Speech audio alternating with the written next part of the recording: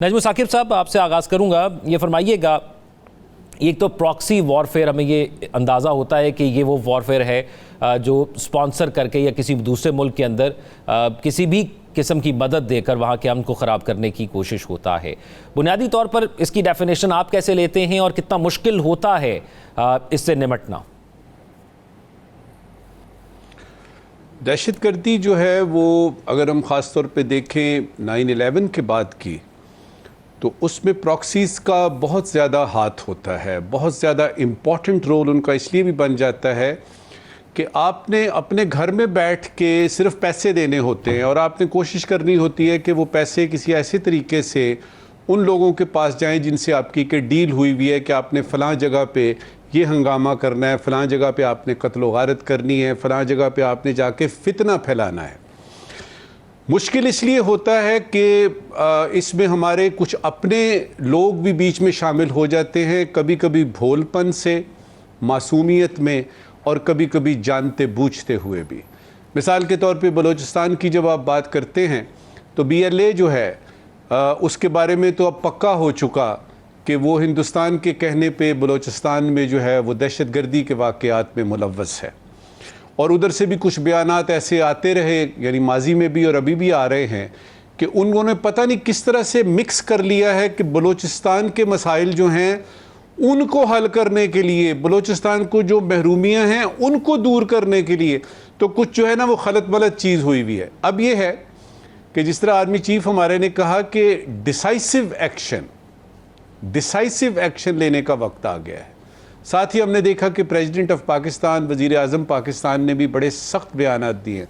वज़ीर आज़म ने कहा है कि हम ख़ास तौर पे ये जो बलूचिस्तान का ये वाक़या आपने बताया है, लोरेलाई और योब के करीब जो ये पेश आया है, जिसमें 9-10 लोग जो हैं उनकी लाशें मिली हैं, अगवा होते हैं लोग, तकलीफ़ दे बात है। तो उन्होंने कहा है वज़ीर आज़म साहब ने कि हम इसका बदला लेंगे, वी विल अवेंज दिस।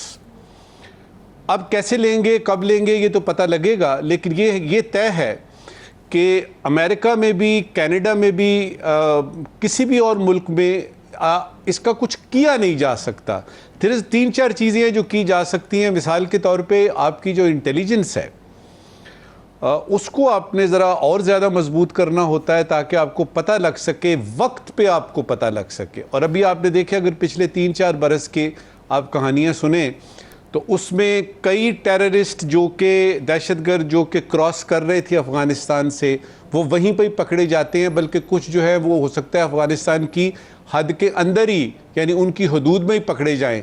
तो वो क्या होता है, वो आपकी इंटेलिजेंस जो है वो आपकी अच्छी होती है, उसको मजबूत करना है। दूसरा ये है कि जिस इलाके की बात है, मिसाल के तौर पे अगर हम बलूचिस्तान की बात करते हैं तो हुकूमत वक्त को ये सोचना है कि वो तबका जो अमन से रहना चाहता है बलूचिस्तान में, वो लोग जो कि प्यार मोहब्बत में, और बलूचिस्तान में बड़े प्यार करने वाले लोग हैं, मेरा ज़ाती तजुर्बा है, मैं कोयटा में रहा हूँ बरस, वो प्यार करने वाले लोगों की उनको सुने कि उनके क्या तहफ़्फ़ुज़ात हैं और उनको दूर करने की हद्दुल मक़दूर कोशिश हो।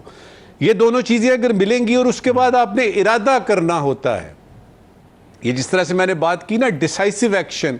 अब ये कि डिसाइसिव एक्शन ज़ाहिर है उसमें टाइम लगेगा, उसमें वक्त लगेगा, उसमें हिसाब किताब सीधे होंगे, लेकिन एक बात तय हो गई कि फितना और खवारिज की जहाँ तक बात है, TTP की बात है, तो अफ़गानिस्तान बाकायदा तौर पे अभी भी हार्बर कर रहा है इन टेररिस्ट को। अफ़गानिस्तान से ये लोग आते हैं TTP के, फितना और खवारिज जिनको कहा जाता है, और दूसरी तरफ फितना और हिंदुस्तान जो है उधर से ये है कि ये BLA वगैरह, ये मजीद ब्रिगेड वगैरह, ये जो सारे लोग हैं ये बिके हुए लोग हैं, ये या फिर तुले हुए लोग हैं कि इन्होंने कुछ करके दिखाना है। पीछे क्या है, पीछे जो है वो ज़्यादातर जो एनालिस्ट हैं वो ये कहते हैं कि इनका मकसद सिर्फ और सिर्फ ये होता है कि पैसा हासिल करना है, और इनकी आंखों में खून हर वक्त उतरा होता है, इसलिए कि पैसा तो उस वक्त मिलेगा जब आपको काम आपका पूरा होगा। अब करना क्या है, आखिरी बात इस वक्त की, थोड़ा सा ठंडे दिल से भी सोचना है।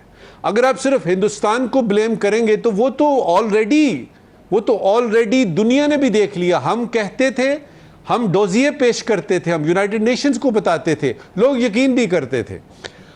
हरदीप सिंह निज्जड़ का वाकया पेश आता है, उधर से ये जो गुरपतवंत जो सिंह पन्नू है उसका वाक्य पेश आता है अमेरिका में, तो अब उनकी आंखें खुलती हैं।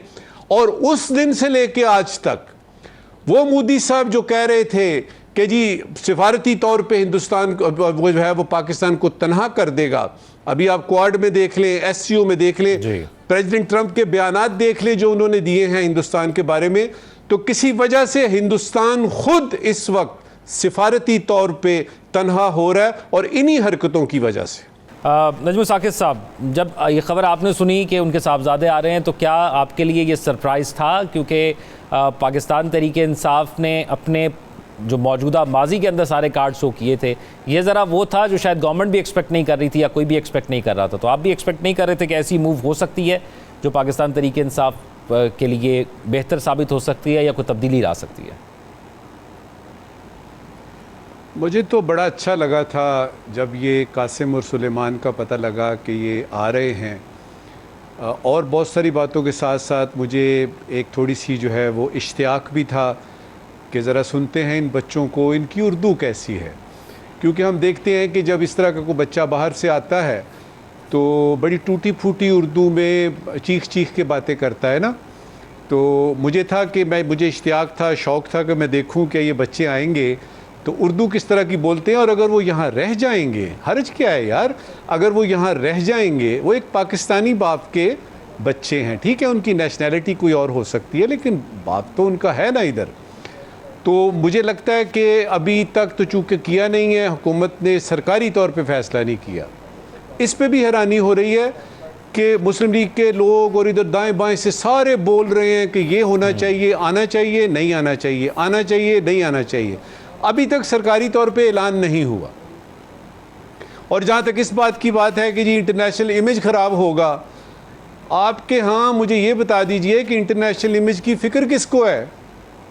ये अभी अभी 26वीं तरमीम हुई है, अभी अभी आपके यहाँ सेनेट के इलेक्शन हुए हैं जिसमें माइनॉरिटी जो है वो एक तरफ जो है वो जीतती हुई नज़र आती है। सेनेट के चेयरमैन के इलेक्शन को देख लें, जुडिशरी का हाल देख लें, इमेज की पड़ी हुई किसको है?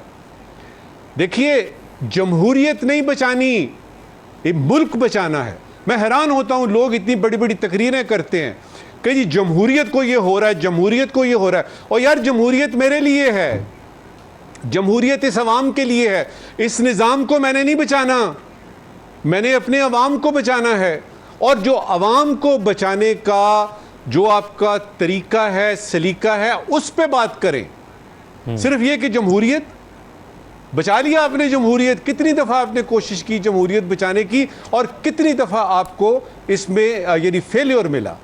अच्छा नजमुल साहब, एक चीज़ मुझे बताइएगा, जब हम पाकिस्तान तहरीक इंसाफ का जिक्र कर रहे हैं तो आपको लगता है कि ये जो यहाँ पर लीडरशिप इस वक्त पाकिस्तान तहरीक इंसाफ की है, ये उस पर अदम एतमाद है?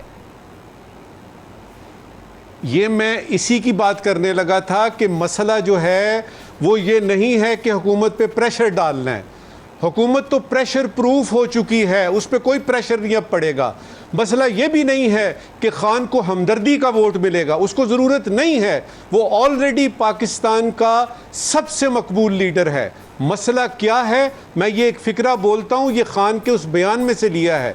खान के पास ऑप्शंस ख़त्म हो गई हैं। सुनिए, मुल्क के लिए मुज़ाकरात की बात की बार बार, लेकिन अब नेगोशिएशंस का वक्त गुजर गया है। अदालतों से इंसाफ की अब कोई उम्मीद नहीं है।